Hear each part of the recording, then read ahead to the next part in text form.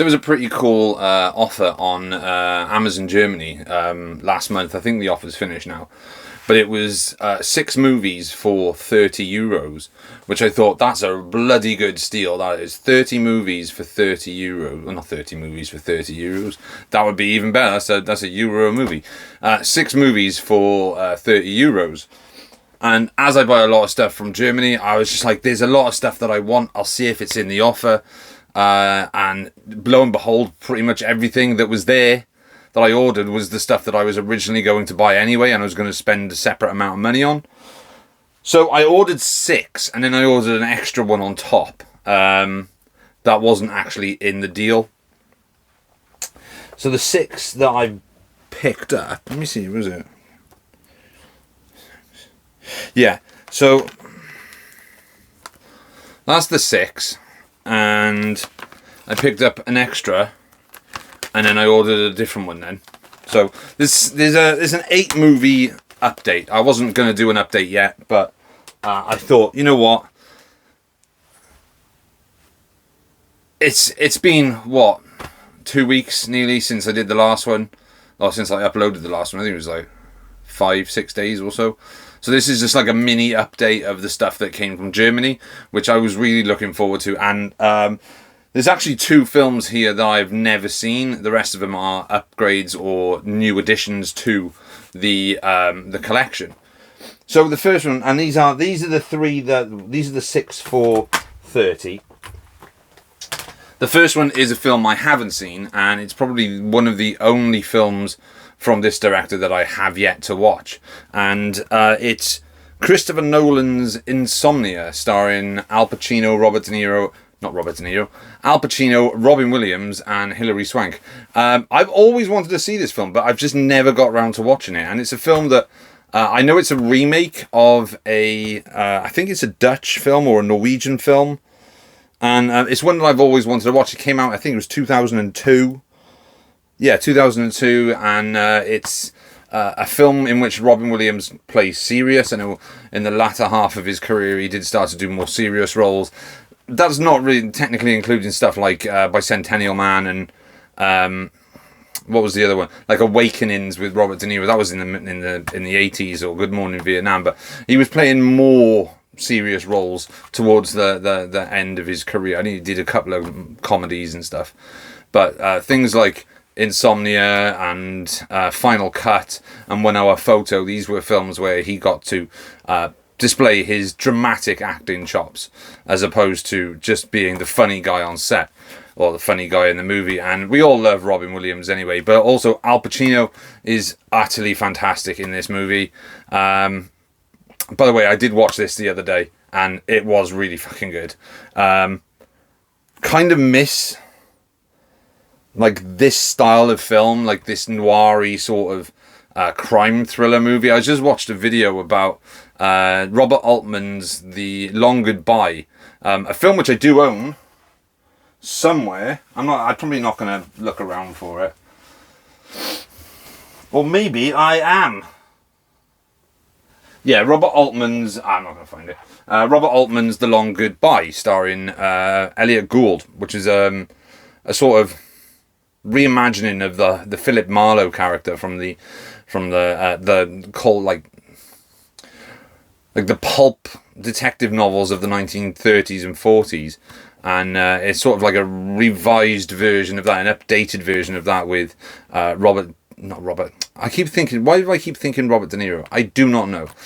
With Elliot Gould as Philip Marlowe, and it's quite a dark movie, but it has that sort of like understated tone of, I don't know, existential dread, I guess you could think about. You could use that term.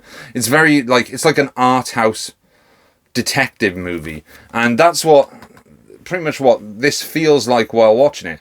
And while it does have like that Hollywood sort of feel to it as well, it's shot on film. It's not shot on digital or on IMAX.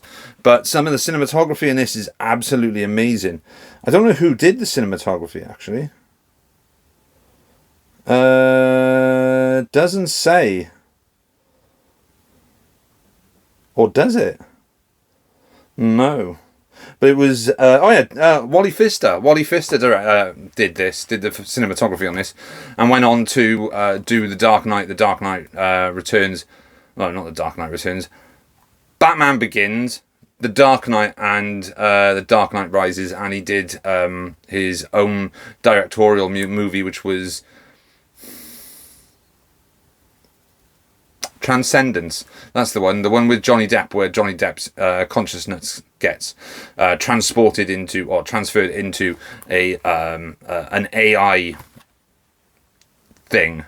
Not a great movie, but it looked good, and his Wally Pfister's cinematography in this is really, really good. And it's a shame that he hasn't really done anything since parting ways with Christopher Nolan. And we know that Christopher Nolan's new cinematographer of choice is, and I forgot his name, it is, shit, what is his fucking name? I'm going to have to check the back. Oh, Hoyt van Hoytman. Is it Hoyt van Hoytman? Yeah, his cinematography is, oh my good God, it's absolutely astonishing. And he's the one carrying fucking IMAX cameras on his shoulders. But it's a very cool thriller. It's very, very good. How long is it? It's also quite short for a Christopher Nolan movie at 118 minutes, and it kind of fits really, really well in with Memento. You can have a really good double bill, like crime drama, like sort of. What's the word for it when you're talking about I don't know. It's kind of, they're not obscure. It's kind of I don't want to say generic, because it's not generic. So both of these films have something different to them, and I think watching a Christopher Nolan double bill of Memento and Insomnia is really, really cool. So yeah, I really enjoyed Insomnia. I'm glad I finally got it, and like I said, it was in the 6 for €30 from Amazon Germany, and I'm really, really glad that I finally have that and I've seen it, because I really did enjoy it. Then we have a film that I've been meaning to upgrade for a long, long, long, long time. Like, every time I see the Blu-ray, it's either massively overpriced in the UK, because I think it's out of print now, and it hasn't had a 4K yet, and I fucking love this film. I have a DVD of it. I've talked about it before. I believe I've talked about it before, but it's from the director of The Crow, and it's Dark City. Dark City is a phenomenal movie. Came out the year before The Matrix and has similar themes and visuals towards the end of the film. And while The Matrix is a better film, I don't particularly want to compare the two of them, because this is more, I don't know, again, it kind of, it's influential in a way where I don't think a lot of people really realise how good the Dark City is. It's a very good film. It's creepy. It's got incredible visuals, and visuals are on the same level as something like The Crow, which obviously directed by David Proyas. Is it David Proyas? I'm gonna have to consult The Crow. Here, Crow. Alex Proyas. What am I talking about? It's Alex Proyas. Yeah, so the visuals are quite similar. I wonder if they were directed by the same... not directed, but... Dariusz Wolski did the cinematography for Dark City, or Wolski. I don't know who did the cinematography... Yeah, so both films, The Crow and Dark City, were shot by the same cinematographer, which has the same sort of style and lighting and stuff like that, and it looks incredible. It's got a really good central performance by Rufus Sewell in this. Kiefer Sutherland is creepy. William Hurt is also in it. Richard O'Brien, who created Rocky Horror Picture Show and its sequel, Shock Treatment. He's also in Flash Gordon, and was the host of the Crystal Maze when it first started in the UK. Then Ed Tudor Pole took over, and then Richard Ayoade. But Jennifer Connelly is also in this, and oh my god, Jennifer Connelly is so unbelievably gorgeous. She is my major crush. Everything, all the way from Labyrinth when I was a kid to what else was what was that other movie she did? The Rocketeer. She was in The Rocketeer. Oh my god. gorgeous. In this, gorgeous. Just it's so good. It's so good. I don't want to give any of the plot away because a lot of people may not have seen it, but I highly recommend Dark City. It's an incredible film. It's written by David Goyer as well, who would go on to write the Blade movies and Batman Begins, and I think he came up with a story for The Dark Knight, but I think Christopher Nolan and his brother wrote the script for The Dark Knight. But this is the DVD of Dark City. This is the Blu-ray, and I've now got this in high definition, which is fantastic. Because it is such a good fucking movie that you owe yourself to check this movie out. So there we go. That's the Dark City. That was the second film from the 6 for $30. Next up, again, is another update, an upgrade from a movie that I own on DVD. And again, this is a wonderful film, massively underrated. Not a huge amount of people really know about this movie or really talk about this movie when they refer to westerns. And while it is a western, it's also not technically a western, but it's a very confusing one. It's an Australian western, but it's an Australian western with Tom Selleck, and it's Quigley Down Under. Quigley Down Under is fantastic. It's so much fun. Tom Selleck is in great form in this movie. You've got Laura San Giacomo, who's also in this as the female lead, and then you have the pièce de résistance of villainy portrayed by Alan Rickman, coming off the back of, I believe, Die Hard, because I think this was made after Die Hard, because Die Hard was Alan Rickman's first film as an actor. He'd done a lot of stage stuff, and I think he'd done some TV stuff, but Die Hard was his first film, and I think Quigley Down Under was his second movie. And obviously, being Alan Rickman, he's fucking amazing. But yeah, Quigley Down Under is a really, really, really good, fun movie, directed by Simon Windsor. Who wrote it? Written by John Hill. And David Egby was the cinematographer. Who did the music? Let's find out. Music by... Oh, there we go. So, great score from a great composer. Basil Poledouris did the score for Quigley Down Under.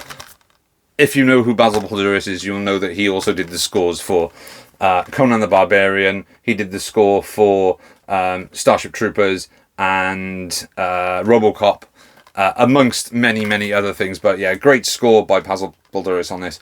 Just a really, really good, fun movie.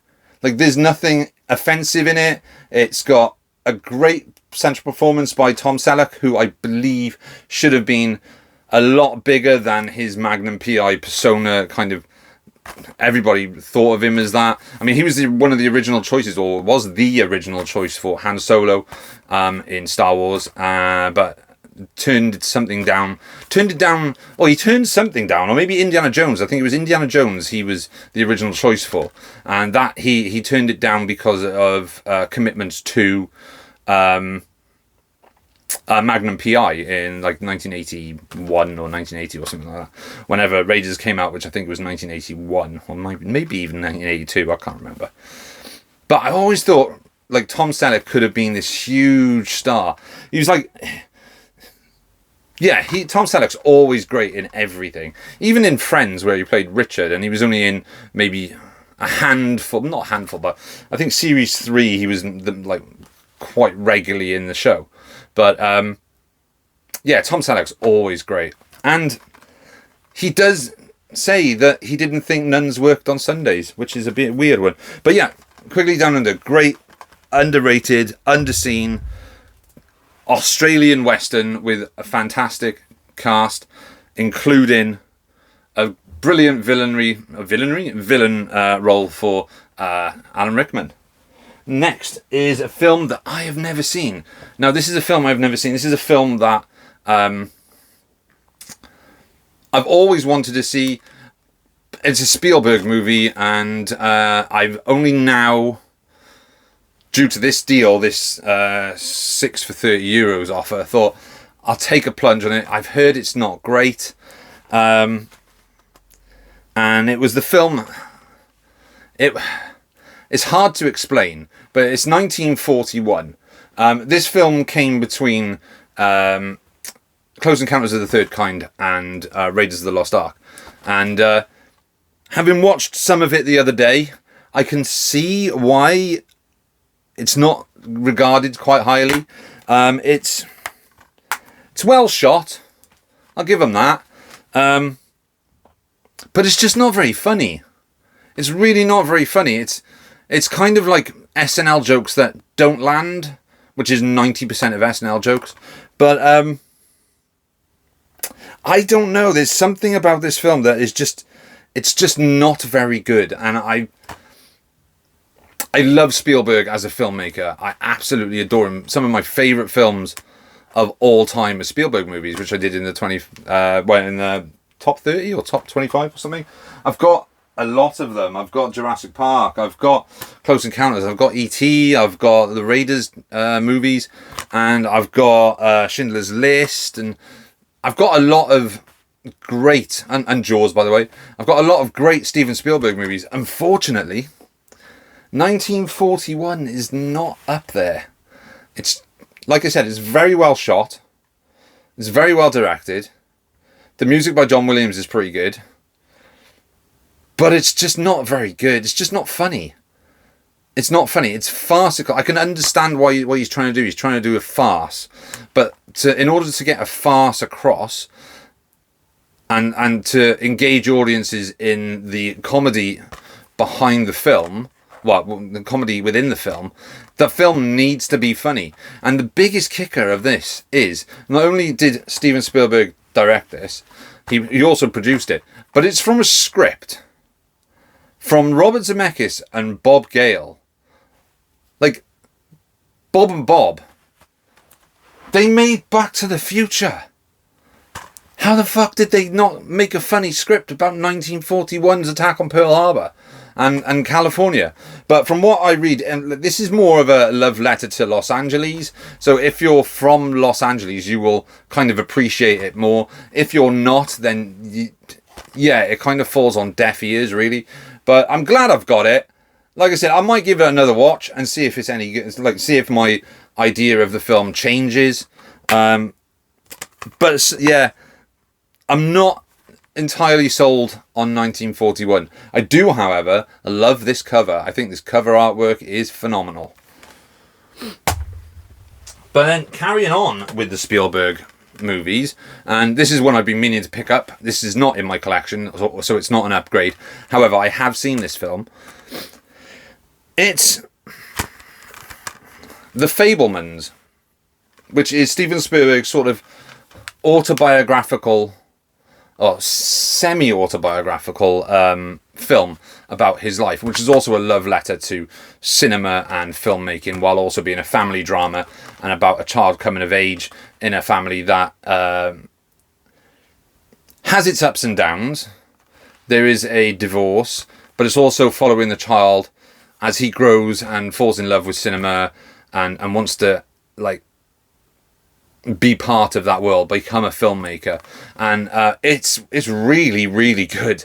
It is really good. This is such a good film about filmmaking that it could only come from Steven Spielberg. And it's wonderful. Beautifully shot, beautifully acted by everyone involved. Michelle Williams as the mother in this, and Paul Dano as the father. I'm going to say Mr. and Mrs. Spielberg, because it's about Steven Spielberg, isn't it? And then you've also got David Lynch right at the end as... what's his name? The filmmaker.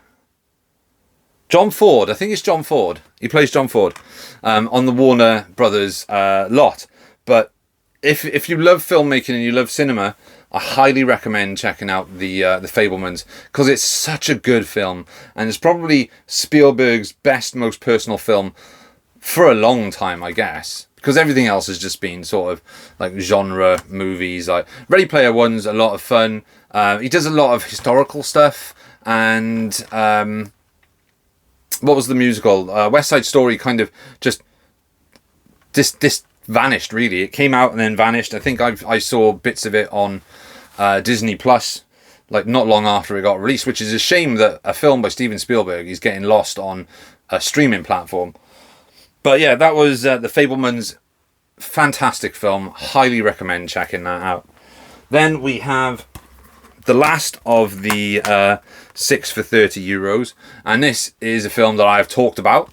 This is a film that I've raved about, and how I thought that the DVD was fucking terrible.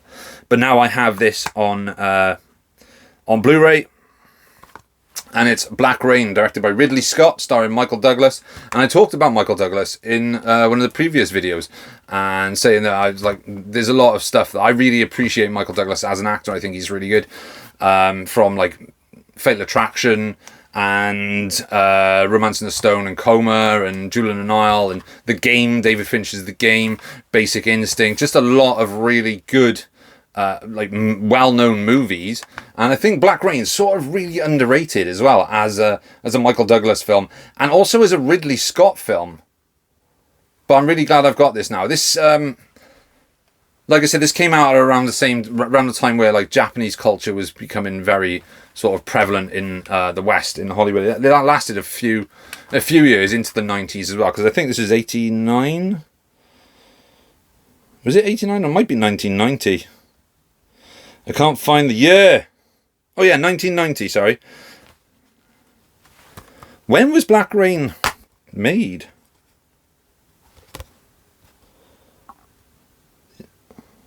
It's definitely not 2009.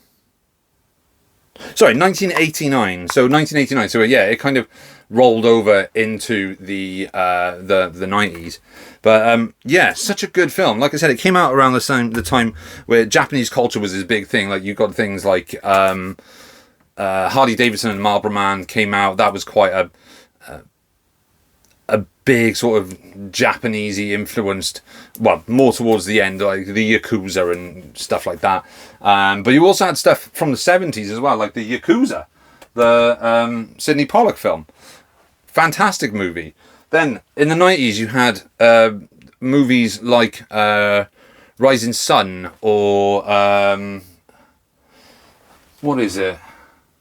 American Yakuza and American Yakuza 2, but then you also had stuff from specific Japanese filmmakers like Takeshi Kitano making Brother in the States, but also his big Japanese movies becoming sort of popular in the West, like Sonatine and Fireworks and Gohato and stuff like that. These big, Violent Cop as well. Was it Violent Cop? I think it's Violent Cop. So this influence from Japanese cinema to the West was kind of a big thing in the late 80s, early to mid 90s. And yeah, I think out of the Hollywood movies, I'd say Black Rain is probably the best of those movies that kind of take that Japanese culture and Japanese crime cinema and put it into a Western format, if you guys know what I mean. But yeah, Black Rain's fucking awesome and I love it. So then the extra film that I picked up from Germany, this wasn't in the 6 for 30. This was a separate film that I've been meaning to get for a while. It's an upgrade to a double DVD that I had, which had this film and Bordello of Blood on, and it's Tales from the Crypt presents The Demon Knight. This film's bonkers and it's a lot of fun. You can tell that it's a Tales from the Crypt film. It very much feels like an extended episode of that TV show, and I do have seasons 1 to 6 of Tales from the Crypt. I need to get number 7, so if anyone can find a very cheap Region 1 or American DVD of season 7 of Tales from the Crypt, shout me out and I will send you the money and you can pick it up for me. But yeah, Tales from the Crypt, the Demon Knight is a lot of fun though. Even though it does feel like an extended episode, is a lot of fun. Brilliant, like, villain performance in this by Billy Zane, who I feel bad for Billy Zane because when he does a performance, he's usually really good. He's usually really good. I watched Titanic the other day. Don't ask me why. I wanted something to just chuck on in the background. And even in that, Billy Zane's like really creepy and just a dick. And he plays dicks really, really well. And he's really, really, really, really good as a massive demon dick in this. There's another good film he was in, which kind of flew under the radar. It was one of these low-budget zombie movies where, like, he's like the main star, but he's not a villain in it. He's like the lead. He's like the hero. It's called The Mad. It was about beef that was infected with a zombie virus.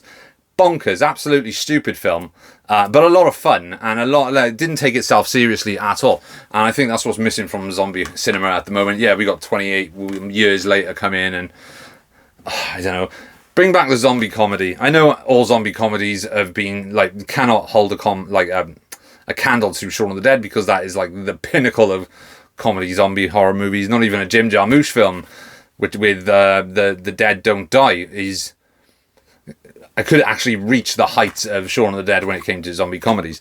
But yeah, a lot of fun. Great casting in this. Billy Zane, William Sanderson. Not William Sanderson. What am I talking about? William Sadler. William Sanderson's in...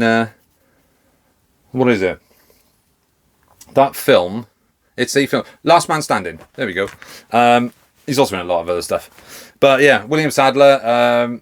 Who else is in this? Let me read. Billy Zane, William Sadler, Jada Pinkett, CCH Pounder, Brenda Bach, Thomas Hayden Church. But there's also Roger Rabbit is in this as well. I can't remember his name though. I'll have to check, because I got Roger Rabbit just by here. Who does the voice of Roger Rabbit? Charles Fleischer, that's the badger. There's my my very dusty copy of Roger Rabbit, which is still sealed. But yeah, really cool movie. Really glad I finally got this. I wasn't really fussed on Bordello of Blood, so I didn't bother picking that one up. So, Demon Knight, top movie, lots of fun. And finally, this is going to be a shorter video by the look of things today. And finally, this is a film that I adore, that I've wanted to get for a long time, that I have on DVD, but the DVD is not great. But it's a film that is referenced as a joke. Like, there's a reference in Jay and Silent Bob Strike Back, which is about Ben Affleck being the bomb in this movie. And it's Phantoms, which is based on a novel by Dean Koontz. And it stars Peter O'Toole, Rose McGowan, Joanna Going, Liev Schreiber, and Ben Affleck. This film's a lot of fun. It kind of has a Stephen King vibe to it. Because I think Dean Koontz kind of writes within that same sort of genre and stuff. I mean, Dean Koontz has done quite a lot of decent movies, had a lot of decent movies adapted into from his source novels. And there's just something about Phantoms that I really, really, really like. It kind of reminds me of The Blob. The 1988 version of The Blob, the one directed by Chuck Russell and written by Frank Darabont. That's the one that kind of reminds me of that, with a little bit of The Stand thrown in for good measure as well, and a little bit like Abel Ferrara's Body Snatchers as well. There's a lot of these films from the mid-90s, from the 90s and mid to late 90s, that had the same sort of vibe. So there was like Phantoms, there was The Stand, there was what was the other one I just said? Body Snatchers. I can't remember. It was literally on the tip of my tongue just a second ago. Outbreak, the Dustin Hoffman film, and there was one more as well that I literally just thought of it, and now I can't remember what it was. But yeah, they all had this sort of weird vibe that this has as well, and it's got issues. I'm not going to lie, it does have issues. I think Ben Affleck is miscast in this. Peter O'Toole is fantastic in this as Timothy Flight. Liev Schreiber absolutely steals this movie. He is the best thing in it. Rose McGowan's Rose McGowan. She's just doing a post or pre-Scream character work before she went crazy in Doolally. And Joanna Going is kind of there for reasons, I guess. But it's directed by Joe Chappelle, which, I mean, his directing's okay. It looks pretty good. It's got a creepy atmosphere to it. But it's kind of cheap at points. Oh yeah, there's a bit like The Mist as well. There's creatures in this that reminded me of The Mist. It feels a lot like an extended episode of something like The X-Files, or what's the other like well-known, The Outer Limits or The Twilight Zone. It feels like that. It has that sort of feel to it. There was a Dean Koontz adaptation with John C. McGinley from, like, God, 2000, I think it came out. It was called Soul Survivor. It was about a plane crash. And it was a very... It was pretty good. It was like an extended... It was like a mini-series, you know, like they did the Stephen King mini-series stuff in the 90s and the 80s and the 90s, like It and The Stand and Desperation and stuff like that. But this just... It feels like it was never really meant to be a feature film. It was meant to be a sort of hour-long Ray Bradbury theatre sort of episode, but it then got extended. But I do love it. I that's the reason I bought it, is because I love Phantoms. I think this is the Spanish Blu-ray, because I know that this is getting a 4K. I think it's getting a 4K from Shout Factory. But yeah, really, really, really love Phantoms. It's, like I said, it's got its problems. Oh, the other one I was thinking of that was on the tip of my tongue is Puppet Masters, the film with Donald Sutherland, R.I.P. Donald Sutherland. Donald Sutherland from like 1997 or 98. Good film. Again, that was a film that suffered from studio interference, because apparently the ending of that is vastly different to what was written, was vastly different to what was shot. But yeah, Phantoms, great movie, love it. And that was it. That's the mini update. It's a shorter video than usual because there isn't a huge amount of stuff to go through. It's still boiling hot at the moment, and I am sweating my ass off. I don't know if you've been seeing me scratching my head and stuff, but it is so hot. But it's not even heat. It's not heat, it's humidity. And I'm stupid for wearing this shirt because I am fucking melting now. So, yeah, that was all I wanted to show you. I've got a couple of ideas for videos coming up. One is another ranking. One is underrated movies from specific genres. So, like underrated horror films, underrated sci-fi, underrated action. Those type of underrated videos. There won't be another What the Fuck Did I Buy for a while, because... we've just had to put that. We've just finally put the house up for sale, so a lot of money will now be getting saved. So I won't be doing a lot of pickups until we're settled in a new place. But I will continue to do film stuff on here, but might not be an update for a while. But who knows? I might just be like, fuck it, and just buy like 60 quid's worth of Blu-rays again. I don't know. But yeah, thanks everyone for watching and commenting and liking the videos. It really, really, really, really appreciate it. It really means a lot. I know it's really difficult as a smaller channel with long-ish videos to actually make a splash on YouTube. And I appreciate everyone who comes and watches me. I've had a few fantastic comments who really look forward to, say they really look forward to my content, which is really, really, really, really, really good. It makes me really happy that people are actually watching this. And thank you very much to X-File 27 something. I can't remember the number. I don't like when people put numbers on the end of the things. X-Files 2709, is that it? He gave me a shout out the other day. His stuff's really, really good as well. He does a lot of pickups. But he also, he picks up pretty much just Blu-ray and DVD, which is like, I don't tend to buy DVDs anymore because of the amount that I've got. So I'm concentrating mainly on Blu-ray and 4K. But he just picks up stuff, and he's just put up a recent watches video, and it's really, really good. So go check him out. So that's me, as usual. This is my video. I'm going to throw up the peace sign. I'm going to give you a salute. I'm going to tell you I'm out. Peace.